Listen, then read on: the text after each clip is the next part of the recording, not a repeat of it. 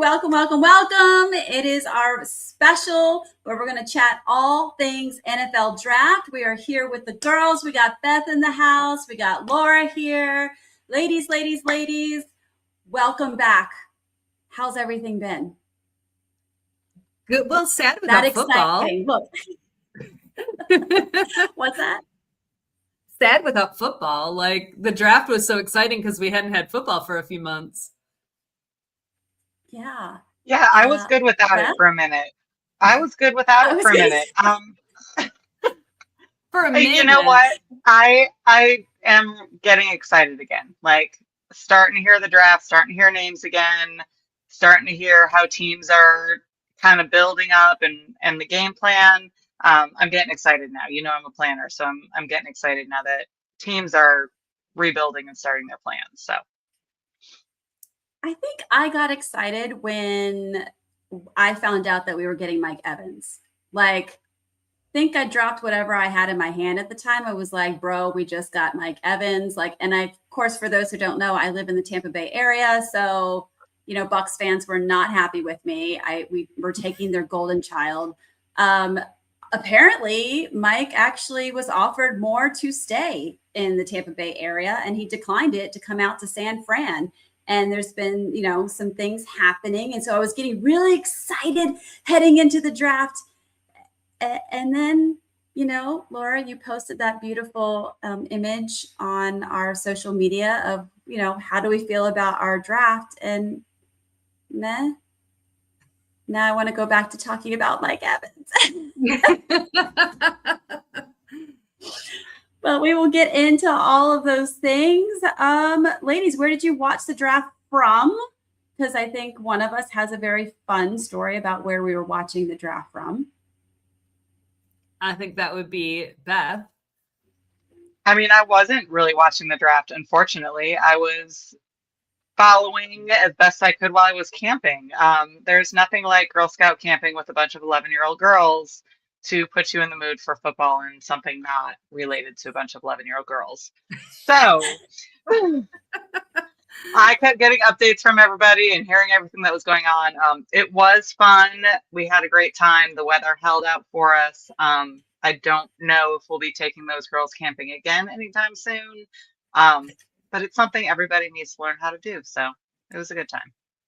That's awesome. Yeah, Laura was being such a great teammate and was like, Beth, can we help you with getting the information from the draft? And so it was a whole situation. But the draft did happen, and just like any amazing preseason event, the NFL draft is one of the big things that all of us football lovers look forward to. It is cameras, lights, action, red carpet, and boy, did these athletes show up in their best fits. So without further ado, we're going to jump into one of our most favorite and most beloved segments called Rate the Fit.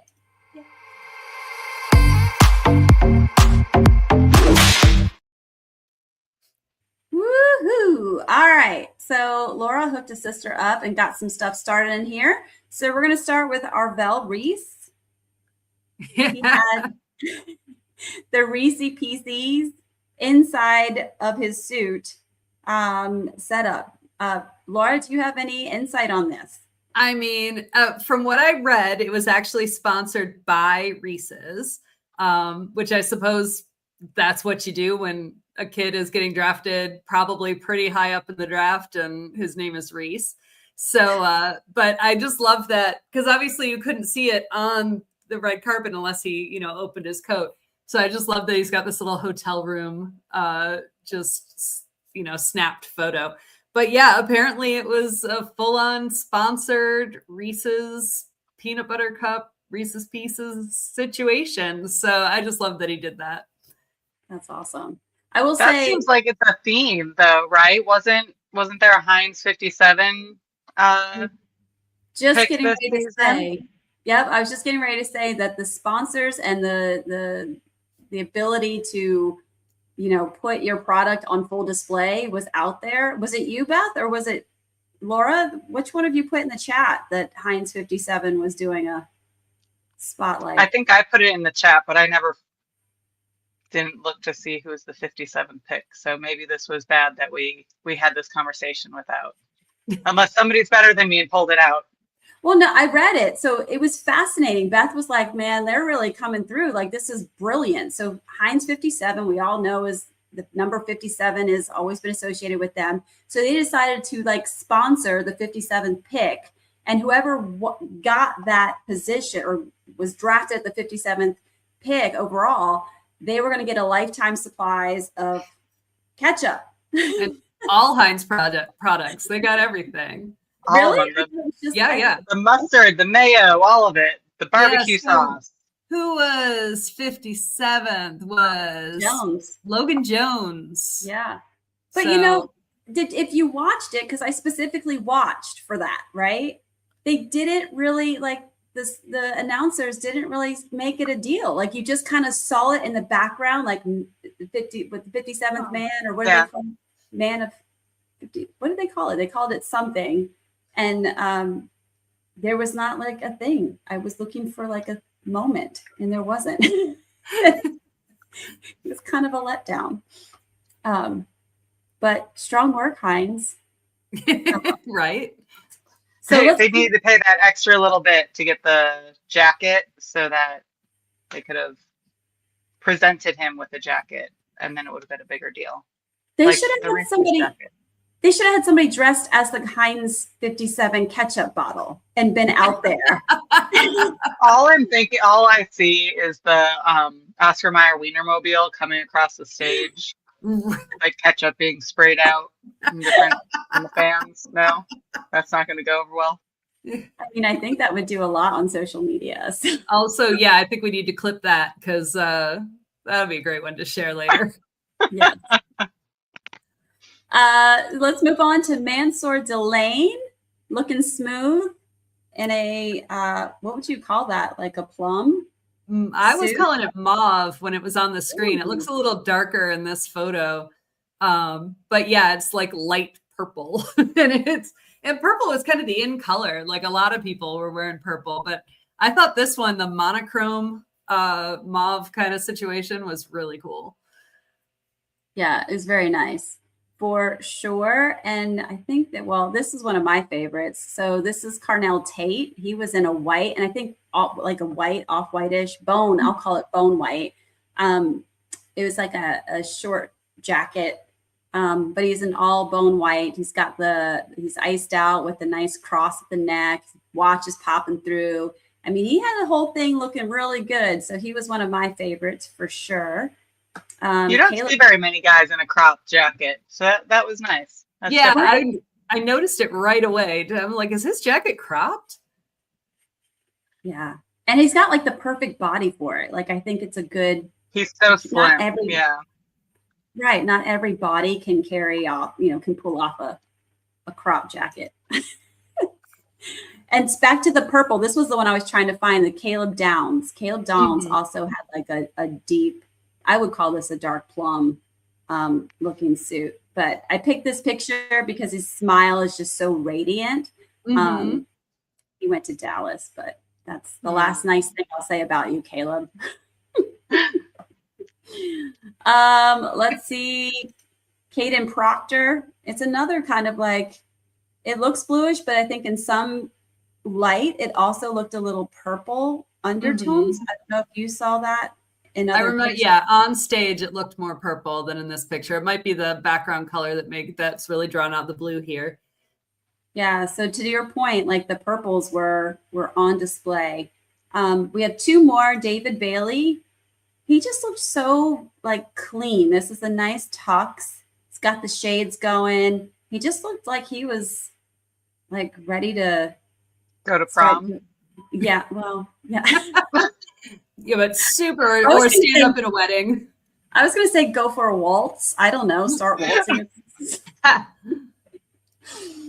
But I think the one that took everybody's hearts was Jeremiah Love.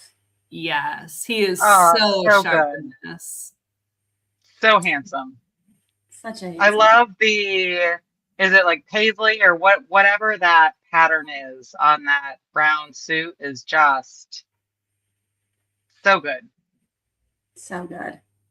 I don't know. Laura's usually pretty good at like the fashion for men. Yeah, I'd call it like brocade or jacquard or something like that, where it's like the tone on tone, type thing. Like really nice curtains, but even better than really nice curtains. Those aren't your grandma's curtains. So we'll say congrats to Jeremiah Love. I think he was our favorite Rate the Fit for this draft season. Yes? Yes, that's absolutely. Yeah, for sure. I personally, Carnell Tate, you take a close second for me. So, all right, let's get into it. Let's talk about the draft. Let's bring up the first round. Boom. There it is. As we knew and expected, Mendoza went all around number 1, first round pick to the Raiders. After that, David Bailey he's an edge, went to the Jets, which the Jets did fairly well. They did. I think they did. But then they're the Jets, so who knows what they'll be able to do with it. It's a start. You got to start with something. Exactly. Jeremiah Love went to the Arizona Cardinals, running back, which this was interesting. So for us ladies out there that may or may not be familiar with the draft, just starting to get your bearings straight on the draft, running backs are like, they're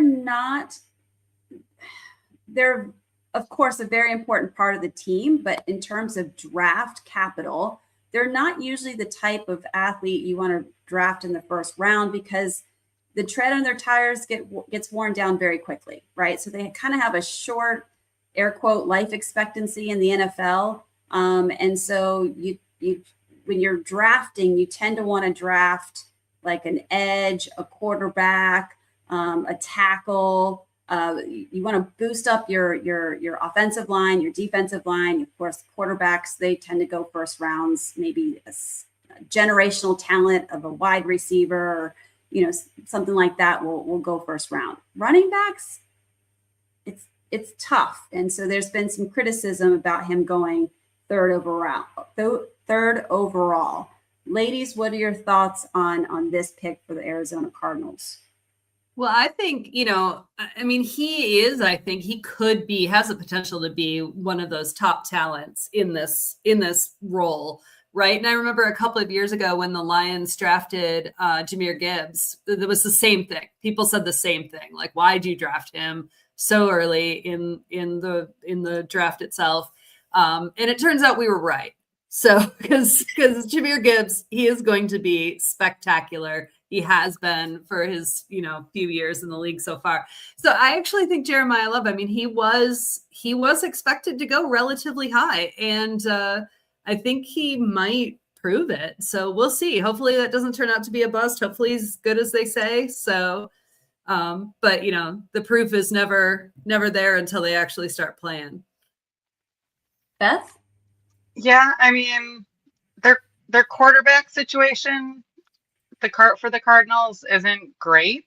So if you've got somebody who can run the ball, I feel like that's a win for them. We'll see. Like you said, running backs don't typically go early, but because they have a short lifespan, but also because they have a short lifespan, you may want to get him early, train him into what you want him to do for your team. And it may turn out to be a good win for them. So, no hate on anybody. No, never. Because, at the end of the day, the draft is just it's a shot in the dark. A lot of times it's hard to tell who's going to actually translate well from college. He's not signed yet, right? And it's not like he doesn't have they don't have other picks in the draft, right? So. Right. It's hard to tell on any of these athletes who's going to translate well to the NFL, period. Right. And it's 3 years before you even see whether or not you're going to make a return on the investment for the most part. Moving right along, Carnell Tate, wide receiver for the Titans. That's who they picked. The Giants went after an edge. Arvell Reese. Those pesky Chiefs still trying to buff up that defense with a cornerback. Mansour Delane, Sonny Styles, wide receiver of the Commanders. Jordan Tyson, who's a wide receiver, went to the Saints. Spencer Fano, offensive line, went to the Browns. Best of luck, Spencer. Do you ever think that these players, when they get drafted, they go, oh, for sure. Yes. Like, I think it happens pretty I'm often. so excited to be in the NFL, but dang, is this a death sentence right off the bat? Like, oh, it hurts my heart sometimes. Yeah, Well, no, remember- for sure. For I'm sure. sorry. The Lions always had, for a long time, we were picking, 1 through 4. And you could tell some of those kids were like, not only do I have to play for the Lions, but I have to move to Michigan. Like, why? I mean, Buffalo wasn't far behind you on that, so. Well, I mean, we saw it happen with even Shadur Sanders. Remember, like before the draft even happened, there was so much talks about like, well, Dion was having talks with this person because he doesn't want Shadur to go this round. He's going to, stay at college another year before he decided to commit. Like there was so much stuff that happened because they were trying to avoid him being drafted to a team that I guess they didn't really want him to go to. And at the end of the day, he had to take what he had to take because he certainly didn't go in the first round. Let's see. The Giants, Harbaugh was doing his thing. He got an offensive tackle, Francis Mukwa. Caleb Downs, we had talked about him earlier, his safety that went to the Cowboys. Caden Proctor went to the Dolphins. He's an offensive tackle. So if you see tackle, edge, but this is a unique year because we do have wide receiver with cornerbacks, we have linebackers. I think they were saying that this is not like your historically, a lot of times you got all these quarterbacks that are being talked about, and this was not a big, rich group of people coming out, especially in the quarterback room. So this is just a unique draft, I think they were saying overall, and they were expecting there were no big standouts collectively. So the feeling was that like you might pick better in the middle of the draft versus higher up. Right. Ty Simpson, quarterback for the Rams. Y'all know I was waiting for this one. So I'm a Niners. Who knew that there was another quarterback to be drafted outside of Mendoza? Right? Yeah, but this was not the next best quarterback, I thought. Correct. Yeah, everyone was shocked. Including, I think, coach, because if you saw the video, everybody immediately like rushed all through social media and was like, Sean McVay does not look ecstatic about getting this quarterback. But then also he said that he had a conversation with Matt Stafford and assured him like, hey, we're going to draft a guy, but like no stress, he's going to learn behind you. Like you're still our guy. But Ty Simpson, let's talk about this guy. He Alabama quarterback, which sounds sexy at first, until 2022. He was redshirted, played only 4 games. 2023 appeared in 6 games, back up to Jalen Milroe. 2024 played in 6 games behind Jalen Milroe. 2025 breakout year. He started all 15 games. The Rams usually draft pretty strong, so I am really surprised by this pick by them in their first round. I literally just shook my head. Thoughts? What does that mean? I mean, is that because they're concerned? I mean, I don't know why they picked him of said quarterbacks, but Matthew Stafford isn't a young buck in his own right. So are we trying to maybe have him coach up Ty Simpson to become who they want him to be? Or I think that is the plan, right? But Ty Simpson, like there were other quarterbacks that went in later rounds who were just had better stats overall than Ty Simpson. Like why they chose him specifically, that's the head scratcher. Nailed it. Yes, 100%. And again, like that team is pretty, they're pretty good with the draft. And it just is a head scratcher to me why that was their pick, why it was that quarterback in the first round. You know, I forget which coach it was. I want to say it was Coach Bill Parcells. I could be wrong.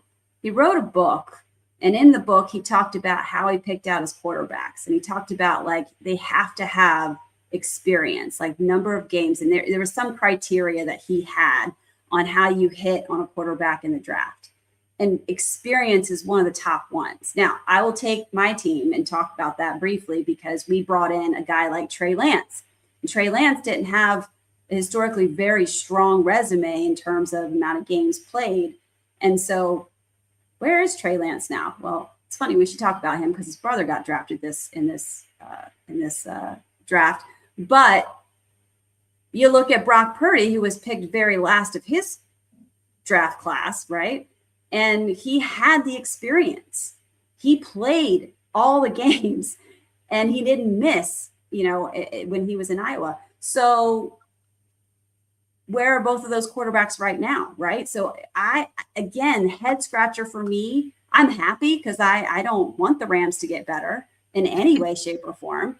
But so this was kind of a yes, no matter what we do in this draft, the Rams picked this guy in the first overall pick. So good job, Laura, with explaining that a lot better than I am. And that's my big happiness of the first round, collectively. We got the Baltimore Ravens, the 14th picked a guard, Ione. I'm not going to try to say his first name. I think you guys are practicing it, right? There are several names that I've had to start practicing already. This is going to be a rough season. Yeah, right. I apologize in advance. I think it's Olava Vega Ione. That sounds similar to what you were saying. I mean, I try. Reuben Bain Jr. was an edge that went to the Bucks. I think that was a good one for them. Kenyon Sadiq, a tight end. I liked this guy, and I am super sad that he went to the Jets. I was hoping that maybe although I don't know that we needed another tight end, but this guy is something special, I think. So congratulations to the Jets on that one. Blake Miller, there you go. Laura, yes. Talk to me about Blake Miller, offensive tackle. So we desperately needed our draft. I think our draft was an A. Maybe some people gave it an A-, across the board, but I think it was an A draft. Blake Miller was exactly who we needed.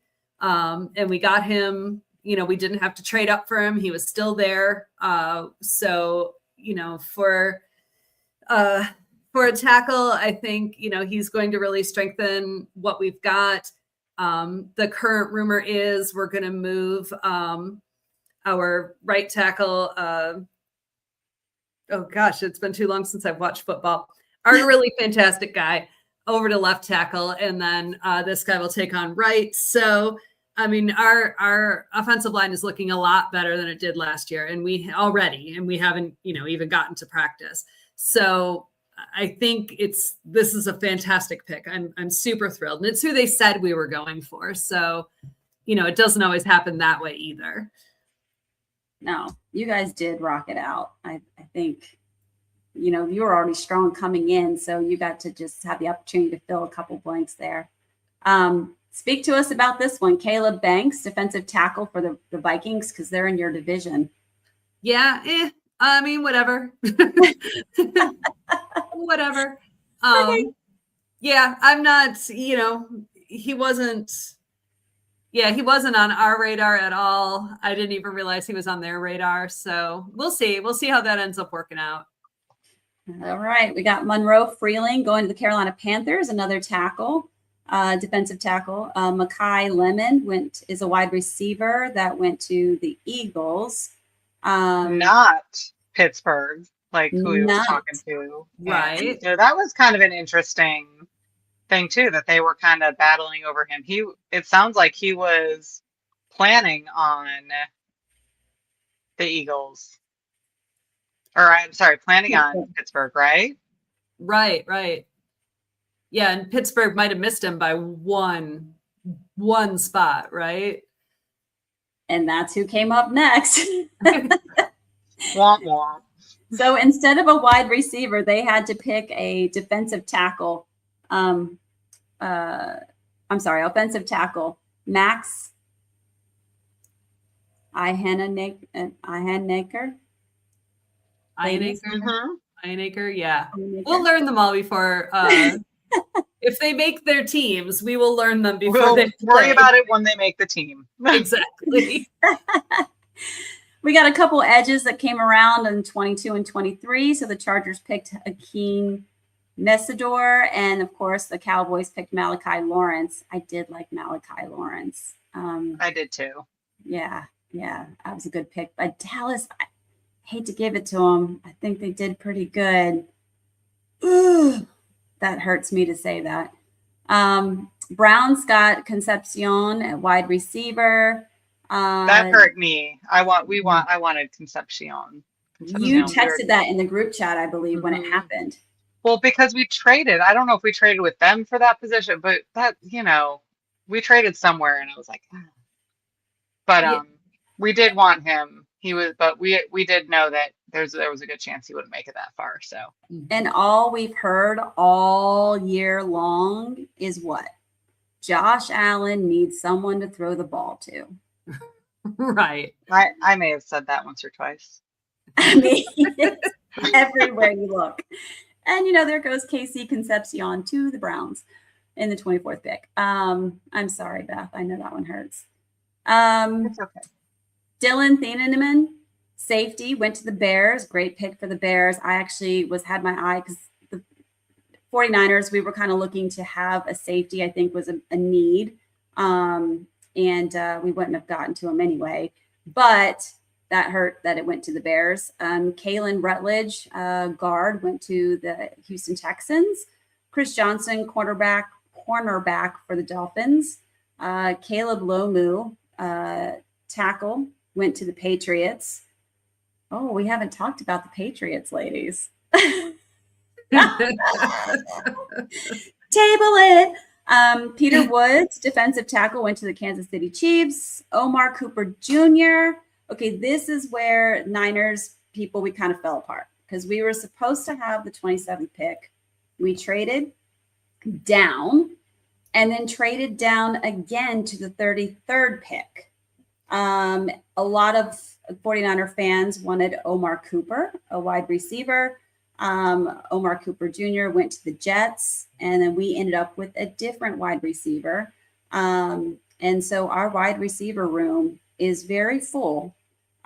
There's a lot of head scratching, a lot of perplexed fans. I think overall the feeling is meh. Lots of people are not happy with the 49ers draft class this year. I will say, look, the wide receiver we got has a Z in their name. I have 2 Z's in my name. I'm going to be a fan. I'm going to say, hey, let's go with it. Take what you can get. Whatever's gonna make you sleep better at night, Dezi. Exactly. Keldrick Falk, an edge, went to Tennessee, and the 32nd pick, Jadarian Price, a running back, went to the Seahawks. So that was round 1. So I think we do have to address here, though, that so I was watching it from the beginning because I always do. I'm not used to picking late. This time we picked right in the middle, but so I was blowing up the text chat right at the beginning, and I'm just like I'm live texting everything, like the fits, the picks. I'm live texting everything, and both of you were like, "Yeah, we're gonna wait to watch because we're not coming up until toward the end," and that's fine. So I ended up like right after the Carolina pick, I went home and went to bed. And the next morning I wake up to 1,000 messages because both of you your team kept trading back, and neither of you ended up with a first round pick. So I think both of you were feeling a little cheated out of the draft. 11 p.m. Nothing had happened. Yeah, salty AF, I think is what you could. Yeah, I think those are the words. I wasted peak sleeping hours on what? To only have the first pick of the second day. Right. Oh, you got the first pick of the second day? What was that like? Yeah, What was the second round pick like? Oh gosh. Well, let's look at the second round picks. We did get a second round pick. I'm just saying. Yeah, we'll just go over. So our first pick was Dejon Stribling, a wide receiver, first overall. Like I said, a lot of folks wanted Omar Cooper Jr. There were some folks that were even talking about getting, the safety. We were looking at EMW, Emmanuel McNeil Warren. Some folks wanted that to be the first pick. I mean, especially if we're at 33 and day 2. So there was a lot of opportunities for things. I think our team got excited on the second pick. Beth, what you want to say about the rest of the draft for the Bills? What do I want to say? You can tell that we have a new defensive coordinator, and I think he had a lot to say about our picks. Jim Leonard Bear do some great stuff with all of these defensive picks. I'm excited about TJ Parker. He's going to be great. Offensive linebacker. We've got a cornerback that's coming up that we're excited about. And then as we make our way down to the 3rd and 4th and picking up the scraps, we finally got a wide receiver. But Skylar Bell, I think. Yeah, Skylar Bell is his name. I'm excited about him. I think I'm actually surprised he lasted as long as he did. So let's give him a shot. He has some time to grow underneath the other guys that we have. So hopefully we'll see good things. But it's hard to watch the draft and I think you were referring to this earlier, not my Girl Scout trip, when the Sabres are in the playoffs as well. So I was busy going between hockey and football. So yeah, what would you rate your Bills draft class? What would you say? How did they do? What was their report card? Honestly, it's better than what I thought. And when I was reading more after the fact, after the saltiness wore off a little bit, I think they were rated around a B+, A-. And truthfully, we do need a lot of depth in our defense. That's probably a lot of the reason why we fell behind in the last couple of years playoffs and later in the season. So I think we did well. I worry about our offense. I worry about giving somebody Josh can use consistently. But, we did draft in the off season as well. So there's still hope. All right, Laura, what's your overall? Talk to me about the Lions overall draft. You kind of already said A, you gave them an A rating, but who would you say you're most excited about that's coming through in this draft class for the Lions? I mean, the real stand up for me was our round 2 pick, Derek Moore. He's an edge from Michigan. So our other edge, of course, Aiden Hutchinson, is also from Michigan. And, I think the two of them teamed up together is just going to be absolute powerhouse to, they're not going to let a lot happen. Between the two of them, I think they're going to be able to stop a lot of plays. And I'm really, really excited about that. We love drafting Michigan people. We also drafted a Michigan person in round 4. I think for the most part, we did really well. Lots of filling of the holes that we needed, both, offense and defense.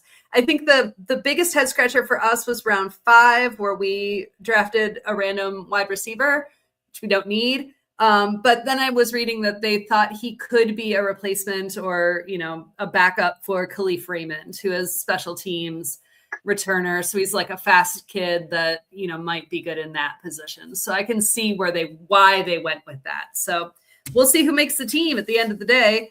But I'm really excited about this draft class. I think we're in a really great position this year because we still had a winning record, even though we lost our entire division, right? So we ended up, middle of the road as far as the draft went. But because we were in last place in our division, we're going to have the easiest schedule, and we're going to have a really great group of players this year. And I think that puts us in a fantastic position for the year. Very good. I will say we've already said that the 49ers in the first pick of the second round got Stribling, wide receiver. We then went and got an edge from Texas Tech, Romello Height. We went on to get in round 3, Kaleon Black, which is a running back from Indiana. And 49er fans hate when we draft a third round running back. Again, they are like, Shanahan just goes through running backs like toilet paper. Okay. So except for Christian McCaffrey. So we don't need to be wasting a third round pick. But I said my optimism was like, well, at least we didn't waste it on a kicker like we did before. So, there's positivity. We went out and got a defensive tackle from Oklahoma. In round 4, Grayson Halton. Carver Willis is an offensive lineman from Washington. We got him in the 4th round. Ephesians Prysock from Washington, a cornerback. Jaden Duger, a linebacker from Louisiana, and an offensive tackle from Kansas, Enrique Cruz Jr. Now, what I will say about our 49er draft class is it's like I gave a grocery list to my husband, and he went to the grocery store and he picked up all the ingredients I asked him to, but he got like non-name brand, like random whatever, and it came home and I was like, oh, you got everything on the list, but okay, I'm gonna make something happen, right? But I love that analogy. I feel like they got what we needed at the end of the day, right? Like they got the positions that I felt like we needed. We're still missing a safety, but no matter what, like, and then now look at our team collectively. Historically, when they draft, okay, think about when you're looking at like dating. All right, it's been a while since all of us have dated, but like in dating world, you're like, well, he's really good with his finances. He's really, really responsible. He's got himself a really good job, but maybe he's got like this nervous tick, or maybe he's got like, doesn't dress quite the way you want him to. Like there's like a little flaw, but you're like, I'm willing to oversee it because he's a good guy. That's how I view my team. Like, okay, I'm going to accept that we're not awesome at drafting every year. We draft a kicker in the 3rd round. We get, this random trade up for Trey Lance. We give away 1st round draft picks for our future. And then we end up striking gold in our last pick with Brock Purdy. That's who we are. But we've made it to the playoffs. We've made it to Super Bowls. We made it to all these things with the coach.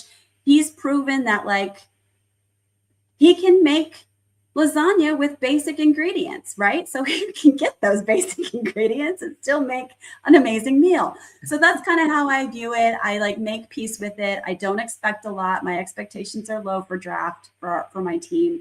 And at the end of the day, I still like my boyfriend, and I think they're going to be fantastic this year. So excited to see what they do with it. I'm still a little nervous about the fact that we still need a safety. And I think that's all I got to say about that. Yeah. Yeah. I like it. Great comparisons there. I think you're absolutely on point with that. And I think that was one of the things with this whole draft, right? Like there weren't a ton of standout players. So I think many teams felt meh about it, whether they made the right picks or not. I think it's a very even B+ class. So I think we're all going to be working with the same ingredients this year. Yeah. And I think that's what made this year good for teams like the Lions, or teams that needed to fill holes in ways like we have our star players. We've got our wide receivers, our running backs, even our quarterback. What we needed were these solid just holes filled. And because it wasn't the greatest, like most flashy draft, we benefited from that because we got these amazing players that wouldn't have normally, gone right away necessarily. They're great players, but they just might have dropped a little later, but we were able to pick them up right away. And they're what we needed. We didn't need the flashy player in this round. Yeah, I will say the Niners tend to put a lot of stock in athletes that have high character, and I think they do a lot to try to protect the locker room. So there's a lot of stuff that, like, you might be like, I'm not quite sure where this came from, but those are the things I'm not real privy to, right? I don't know what the connection was or what prompted them to pull that player in, but again, I've made peace with it. It is what it is. We're going to rock forward. We'll see how the season goes. We'll make the most of it. I am excited about even what they were doing pre-draft. So the draft was never going to really add a lot more beyond that, like I had said before. So, all right. One thing that is in question is Jermod McCoy. He was drafted to the Las Vegas Raiders, and there was a lot of questions because this guy was supposed to go very high in the draft, except for his last year, the year before, the end of his two seasons ago, at the very end, he tore his ACL, and he ended up missing the entire 2025 season. He had surgery on the ACL, but he also had, let me read because this is interesting. So this is an article from CBS Sports, and what they said was, all right, and yet after 3 rounds, he was the top corner and number 6 overall prospect on CBS Sports draft analyst Mike Renner's big board, for example. And yet after 3 rounds, McCoy was still available heading into day 3 before the Las Vegas Raiders traded up and made him the first pick of the 4th round, number 101 overall. This happened at least in part because of McCoy's injury red flags. He suffered a torn ACL at the end of the 2024 college football season and did not play at all in 2025. He also did not participate in the NFL scouting combine, instead only working out and going through drills for teams in the weeks before the draft. The problem is he could be headed for another knee surgery. McCoy's ACL itself is reportedly in good shape, but there's concern about a bone plug that was used to repair a cartilage defect in his knee. Some doctors believe another surgery, which would require an extensive recovery, would be needed.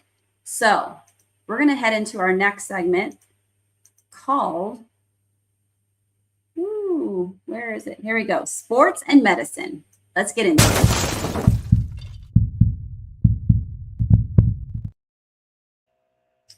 All right. So for those who don't know, welcome. I am Dezi. I'm also a physician assistant. Beth is a doctor of physical therapy. And so we like to cover injuries in sports, namely in the NFL, things that are going to affect players in the NFL. And so we're going to look right here in this picture. So they're talking about this bone plug. We've been through talks of ACL reconstruction, but what the heck is a bone plug? So there are 2 different types of cartilage. And I want to refer back because I want to be clear.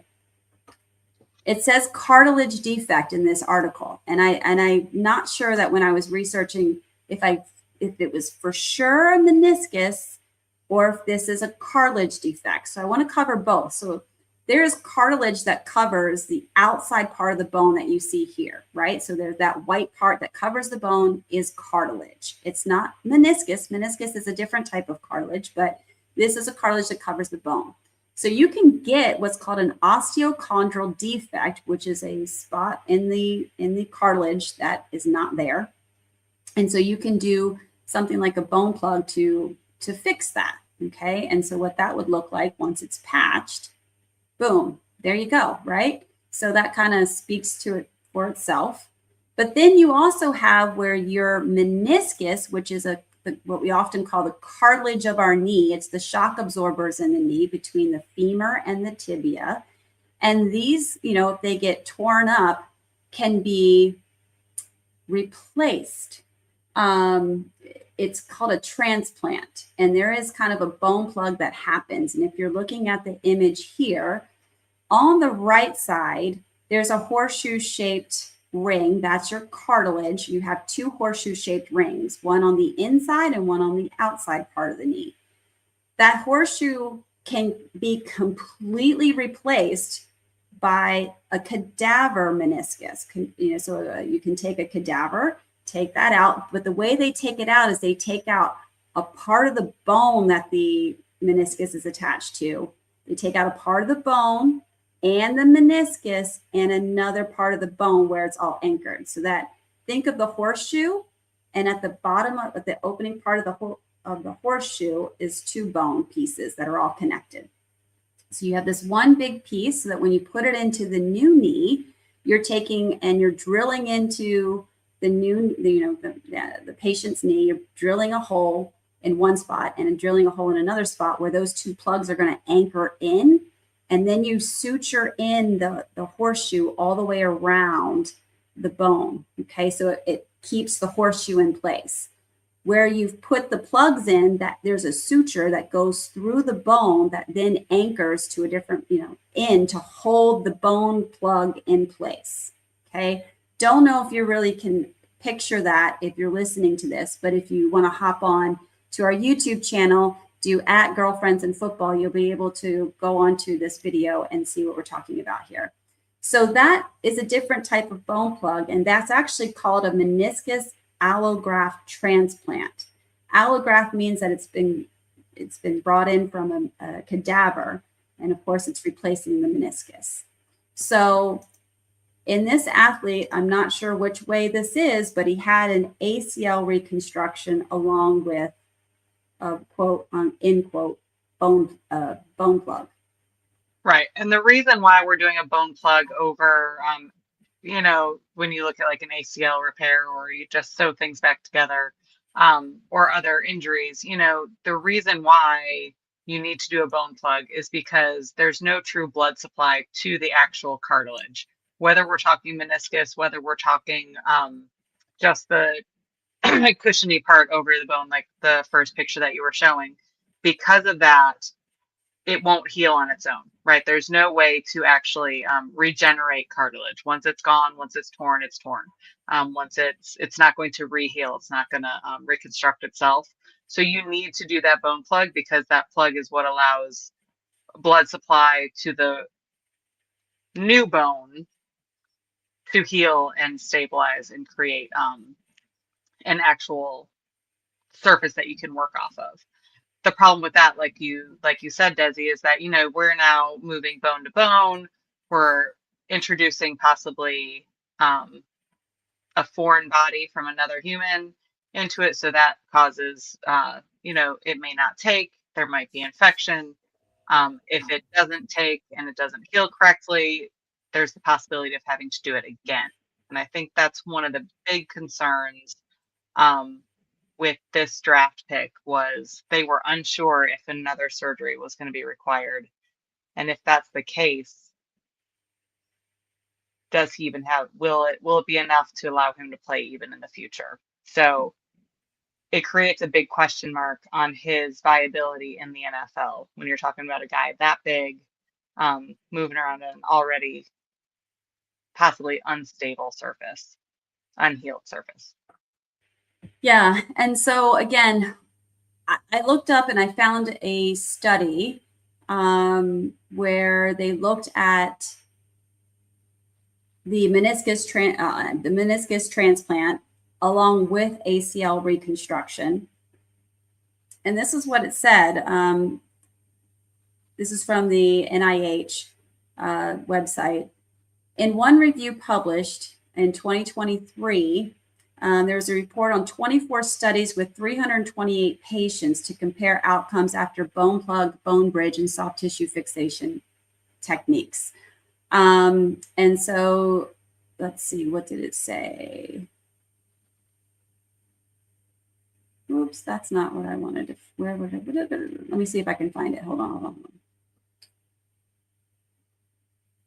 I think too, just as you're looking for that, the idea of um of that bone graft done on a meniscus, when you think typically a surgery, if you have a meniscal tear or something, they clip off the edges or they stitch it back up just so that it's a flat surface or shave it down.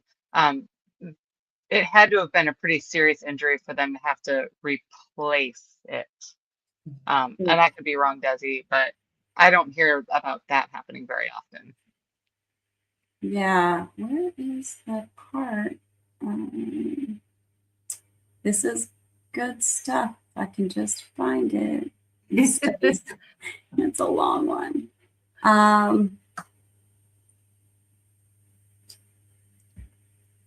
Well, let me go into, because it does talk about athletes. So let me go to return to sport. It did say athletes are a population of specific importance when considering, they're referring to it as MAT, and that's the meniscus allograft transplant. They're just calling it MAT. 2 recent systematic reviews evaluate return to play after MAT with variable results. In the first, a review published in 2022, Ahmed and colleagues included 14 case series with 670 patients. That's a pretty good patient population.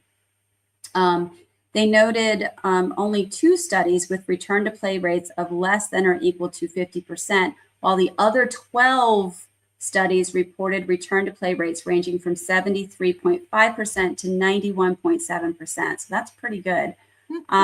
Additionally, for patients that did return to sport, the reported rates of return to the same pre-injury level of competition varied considerably, ranging, this is a wide range, guys, 6.9% to 96.2%. Dang. And rates of return to higher levels of competition were greater than 0%. So we have no idea what's going to happen. They have no idea what's going to happen. And that's why. So Raiders either won the lottery or a complete bust. Or a complete bust. But that's why he was picked so low. Right. Right. Poor kid. I mean, I wish the best for him, because that just is awful, right? I mean, this guy, I didn't look at any tape on him, but apparently he was that guy. Right. So that is unfortunate for sure.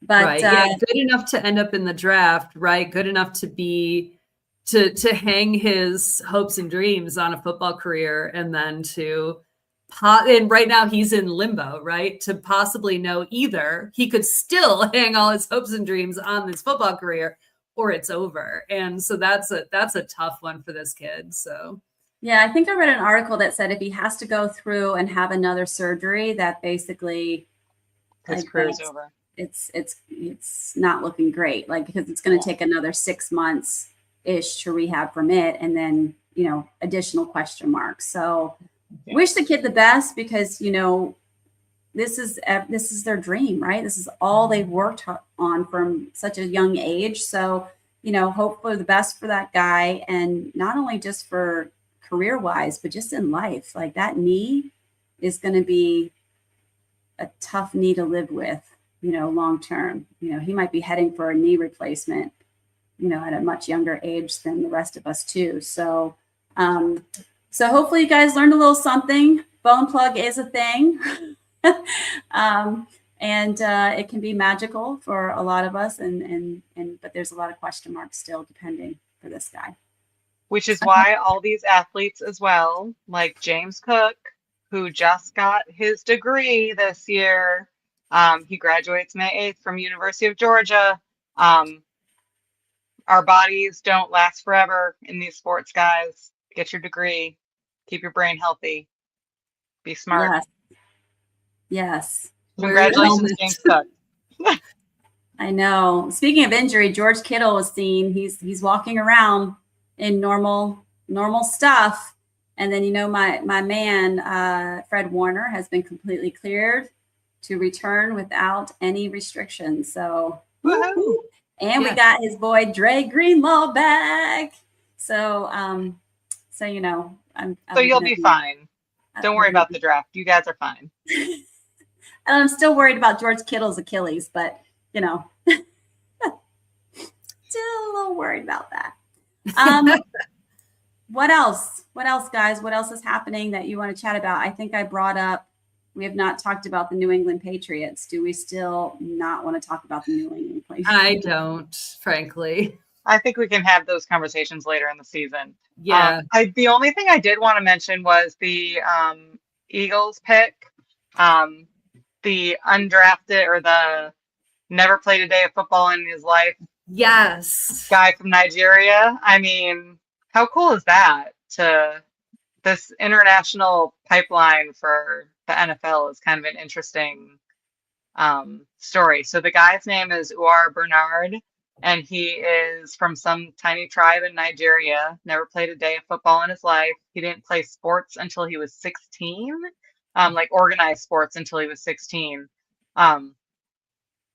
Played basketball, then they were like, no, you need to play football. This guy, I don't have his stats on his size, but apparently he's just probably one of the best athletes you'll ever see in your life, with his height and weight and muscle mass. He's like 6% body fat and is never, I mean, it's just, this guy's gonna be crazy to see. So I'm excited to see if he can learn the game of football and be as good as the Eagles hope he'll be. So Right. he's another, like, he was the 251st draft pick, so he's another one that's like, throw it out there, see what happens. But I'm excited to see what he's like. Yeah, it's just a cool story, one way or the other.